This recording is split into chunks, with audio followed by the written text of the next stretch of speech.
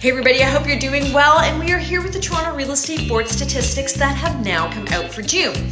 So definitely a little bit slower, but all in all, I have to say it was not as bad as I was anticipating in regards to what the numbers say. Certainly being in the trenches, it seems a little bit slower, but it was actually decent, and I'll give you the rundown here. Okay, so let's talk about sales volume first, or the number of sales that went through the system. We had a 16.4% decrease from this time last year. Not that surprising given, all that's gone on and interest rates and blah, blah, blah. And we had an increase of listings of about 12.3%. So as we say every month, when we have that many new listings and that fewer, sales, then we should see a dramatic decline in price if we were being logical, but we haven't seen that. What we did see was the average price went down just 1.6% from last year, but again, it was up over last month. So we have seen mostly increases this year in 2024, month by month in terms of the average sales price, so that's good. And that brought the average sales price to $1.162 million.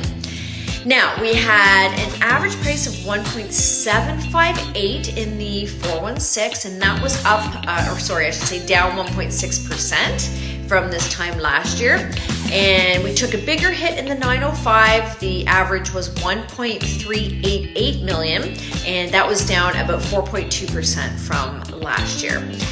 Condo market, though, this was a nice surprise, $763,148, and that was only down 0.9% from last year. Now, we do know that right now in the market, there's more condo inventory than we have ever had before, something like 9,000 units or something. So we have a lot of inventory, so good to see that the units that are selling are holding value. Unfortunately, this data doesn't talk about all of the stuff that's not selling, and certainly there are a lot of condo units and some homes right now too that aren't selling as quickly as we would like. Some neighborhoods are doing better than others, and we may talk about that on our next podcast. So if you don't follow us, our podcast is called The Toronto Real Estate Show, Jenelle and Leslie, and you can find that on Apple or Spotify, and we drop episodes every Thursday. So great if you tune in there.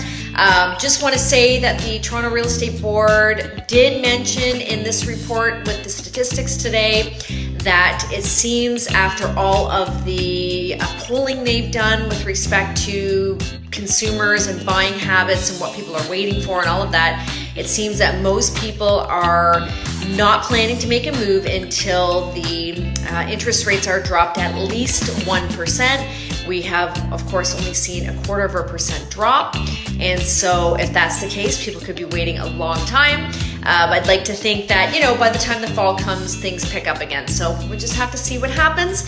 And I wish us all the best for the summer months. So like I said, make sure you follow us on our podcast. If you have any questions, just reach out. Leslie and I are always happy to answer questions. And of course, always appreciate it if you like our videos and you share with others who you think might like them too. Have a great week, and I will talk to you soon. Bye for now.